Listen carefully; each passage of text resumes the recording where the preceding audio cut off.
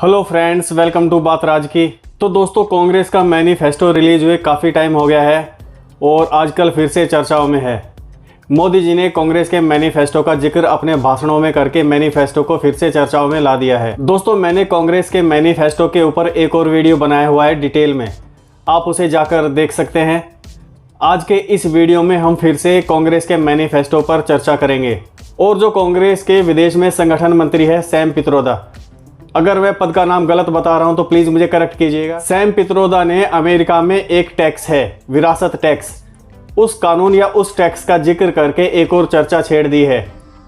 और आप कह सकते हैं कि कांग्रेस की मंशा जाहिर कर दी है, कांग्रेस की मंशा या कांग्रेस की आइडियोलॉजी, आप कुछ भी कह सकते हैं। तो सैम पित्रोदा ने जिस टैक्स का जिक्र किया है, विरासत टैक्स, उस कानून या उस टैक्स के मुताबिक अगर अमेरिका में कोई मरता है तो उसके मरने के बाद उसकी प्रॉपर्टी का 55% सरकार जब्त कर लेती है या सरकार कब्जा कर लेती है और 45% ही उसके बच्चों के या उसके वंशजों के पास जाता है। तो सैम पित्रोदा चाहते हैं कि इस टैक्स या इस कानून के बारे में इंडिया में चर्चा हो, ये चेक किया जाए कि ये कानून इंडिया में लागू हो सकता है या नहीं। दोस्तों, इस कानून के ऊपर या इस टैक्स के ऊपर गहराई से बात करें, अगर मैं पूरी ज़िंदगी कमाता हूँ, मेहनत करता हूँ, पूरी हाड़ तोड़ मेहनत करता हूँ अपने बच्चों के लिए ताकि मेरे बच्चों का फ्यूचर सिक्योर हो, मेरे मरने के बाद मेरी प्रॉपर्टी का सिर्फ 45% मेरे बच्चों को दिया जाएगा जिसके लिए मैंने कमाया है और 55% पर सरकार कब्जा कर लेगी।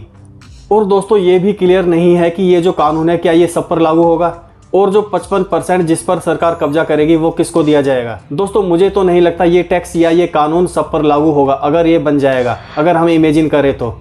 क्योंकि दोस्तों, कांग्रेस का कहना है और कांग्रेस ने अपने मैनिफेस्टो में भी लिखा है कि वो पर्सनल लॉ के फेवर में है। और पर्सनल लॉ किसका है? सिर्फ अल्पसंख्यकों का। तो इसका मतलब ये हुआ कि ये कानून सिर्फ एक वर्ग पर थोपा जाएगा, अल्पसंख्यकों पर नहीं। अल्पसंख्यकों को इस कानून से दूर रखा जाएगा उनके पर्सनल लॉ का हवाला देकर। मतलब कि एक वर्ग की प्रॉपर्टी छीनकर आप दूसरे वर्ग को दे दोगे। और आप समझ सकते हैं मैं किसकी बात कर रहा हूँ, किसको ये लोग अल्पसंख्यक कहते हैं। कांग्रेस सिर्फ एक विशेष वर्ग को ही अल्पसंख्यक कहती है। सोचो दोस्तों, हिंदुस्तान के किसान जो कि खेती करके अपना गुजारा चलाते हैं, उनके पास ज़मीन कहाँ से आई है? उनके पास ज़मीन उनके बाप दादाओं की है। अगर उनके पास ज़मीन नहीं रहेगी तो वो अपना गुजारा कैसे चलाएंगे? कांग्रेस के कानून के अनुसार उनकी ज़मीन छीन ली जाएगी, उनकी ज़मीन का सिर्फ 45% ही बच्चों को दिया जाएगा और 55% अल्पसंख्यकों को दे दिया जाएगा। तो दोस्तों, आप इस कानून की भयावहता का अंदाज़ा लगा सकते हैं। मैं इसको कानून कह रहा हूं, आप इसे टैक्स भी कह सकते हैं, विरासत टैक्स। इससे पहले भी कांग्रेस मजहब के आधार पर आरक्षण देने की कोशिश कर चुकी है। वो तो सुप्रीम कोर्ट और हाई कोर्ट बीच में आ गए, नहीं तो अभी तक आरक्षण दे दिया गया होता। पहले कांग्रेस ने आंध्र प्रदेश से शुरुआत की थी मजहब के आधार पर आरक्षण देने की।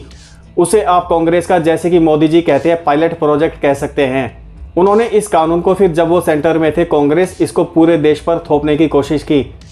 वो तो शुक्र है कि सुप्रीम कोर्ट और हाई कोर्ट का कि उन्होंने इस कानून को रद्द कर दिया, नहीं तो कांग्रेस ने मजहब के आधार पर आरक्षण दे दिया था। दोस्तों, आप इसको तुष्टिकरण की हद तक जाना कह सकते हैं। अब आते हैं दोस्तों मैनिफेस्टो के पेज नंबर 7 पर। वहाँ ब्लू बैकग्राउंड में लिखा हुआ है कि हिंदुस्तान में तानाशाही और बहुसंख्यकवाद के लिए कोई जगह नहीं है। बहुसंख्यक कौन है दोस्तों? बहुसंख्यक मतलब हिंदू, तथा कथित रूप से हिंदू बहुसंख्यक है। हालांकि दोस्तों, मुझे नहीं लगता है कि हिंदू बहुसंख्यक रह गए हैं। और दोस्तों, अल्पसंख्यक भी अब अल्पसंख्यक नहीं रह गए हैं, उनकी संख्या भी बढ़ गई है। अगर बहुसंख्यकवाद के लिए देश में जगह नहीं है तो आप बहुसंख्यकवाद मतलब हिंदूवाद मतलब सनातनवाद को आप किस तरह से ख़त्म करना चाहते हैं? आपको मतलब कांग्रेस को मैनिफेस्टो में ये क्लियर करना चाहिए था कि आप बहुसंख्यकवाद को किस तरह से ख़त्म करेंगे। बहुसंख्यकों मतलब हिंदुओं ने आपका क्या बिगाड़ा है? कांग्रेस बहुसंख्यकों को दोयम दर्जे का नागरिक क्यों बनाना चाहती है? हालांकि बहुसंख्यक मुझे लगता है कि ऑलरेडी दोयम दर्जे के नागरिक हैं। कांग्रेस ने दलितों के साथ अल्पसंख्यकों को भी जोड़ दिया है कि कोर्ट के अंदर अल्पसंख्यक जजों की संख्या बढ़ाई जाएगी, मतलब ऐसे जज जो कि अल्पसंख्यक वर्ग से आते हैं। और दोस्तों, आप समझ ही सकते हैं कि कांग्रेस का झुकाव किस साइड रहता है, किन अल्पसंख्यकों की साइड में रहता है। कांग्रेस को ऐसे अल्पसंख्यक चाहिए जो कि कहने के लिए अल्पसंख्यक है पर उनके वोट मायने रखते हैं, उनके वोटों की वजह से कांग्रेस की सरकार बन सकती है। तो इसीलिए तुष्टिकरण भी उनका ही ज़्यादा होता है। तो दोस्तों, ऐसे अल्पसंख्यकों के जज अगर कोर्ट के अंदर आएंगे तो क्या होगा? कैसी जजमेंट दी जाएगी? कैसे निर्णय लिए जाएंगे? बाबा रामदेव के केस में सुप्रीम कोर्ट के जज एहसानुद्दीन अमानुल्लाह ने टिप्पणी की, अगर मैं नाम सही से ले पा रहा हूं, कि we will rip you apart, मतलब कि हम आपके टुकड़े टुकड़े कर देंगे। तो दोस्तों ये भाषा है एक अल्पसंख्यक जज की। तो दोस्तों अब आपका क्या कहना है कांग्रेस के मैनिफेस्टो के बारे में? Please comment.